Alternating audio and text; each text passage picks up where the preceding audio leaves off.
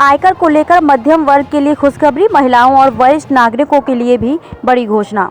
केंद्रीय वित्त मंत्री निर्मला सीतारमण देश का आम बजट पेश किया है। वित्त मंत्री ने कहा कि भारतीय अर्थव्यवस्था चमकता सितारा है। उन्होंने बताया कि गरीब खाद्यान्न योजना 1 साल के लिए बढ़ाई गई है। वित्त मंत्री ने इस बीच बड़ी घोषणा करते हुए कहा कि 7 लाख की आय तक अब कोई टैक्स नहीं लगेगा। उन्होंने नए टैक्स स्लैब की भी घोषणा की है।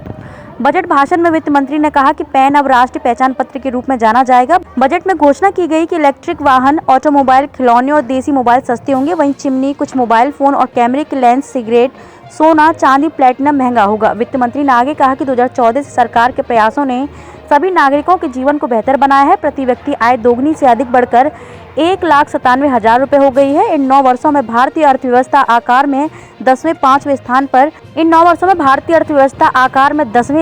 स्थान पर पहुंच गई है। वित्त मंत्री ने घोषणा की कि युवा उद्यमियों द्वारा कृषि स्टार्टअप को प्रोत्साहित करने के लिए कृषि कोष बनाया जाएगा। वहीं पर्यटन को बढ़ावा देने के लिए मिशन मोड पर काम किया जाएगा। अगले साल लोकसभा चुनाव होने के चलते मोदी सरकार के लिए यह बजट काफी अहम माना जा रहा था। आम चुनाव से पहले मोदी सरकार का यह आखिरी पूर्ण बजट होने के चलते लोगों और कॉर्पोरेट सेक्टर को भी इससे बड़ी उम्मीदें थी। तेजस्वी यादव बोले कि बजट नीलबट्टे सन्नाटा। बिहार के उप मुख्यमंत्री तेजस्वी यादव ने कहा कि यह बजट नीलबट्टे सन्नाटा है। तेजस्वी ने कहा कि बजट में बिहार के लोगों के लिए कुछ नहीं है। राजद नेता ने कहा कि केंद्र में जितने बिहार के सांसद हैं उन्हें शर्म से डूब जाना चाहिए, क्योंकि किसानों और रेलवे के लिए बजट में कुछ नहीं है। केजरीवाल बोले, बजट में दिल्ली के लोगों के साथ घोर अन्याय। दिल्ली के सीएम अरविंद केजरीवाल ने बजट में दिल्ली के लोगों के साथ घोर अन्याय होने की बात कही। उन्होंने कहा कि दिल्ली वालों ने पिछले साल 1,75,000 करोड़ से ज्यादा इनकम टैक्स दिया, लेकिन केंद्र ने मात्र 325 करोड़ रुपए दिल्ली के विकास के लिए दिए।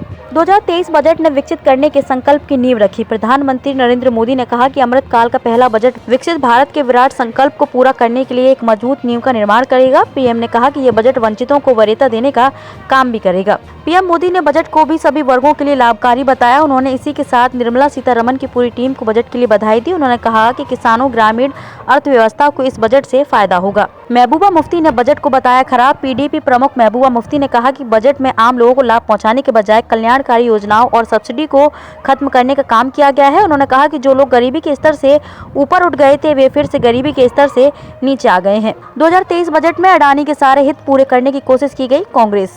कांग्रेस नेता के सुरेश ने बजट को कॉर्पोरेट समर्थक बताया। उन्होंने कहा कि इस बजट में अडानी के सारे हित पूरे करने की कोशिश की गई है, लेकिन आम आदमी की उपेक्षा की गई है।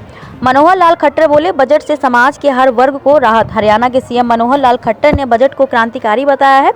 उन्होंने कहा कि बजट में समाज के हर वर्ग को राहत मिली है। खट्टर ने कहा कि इनकम टैक्स की नई दरें आम लोगों को बड़ी राहत देने का काम करेगा।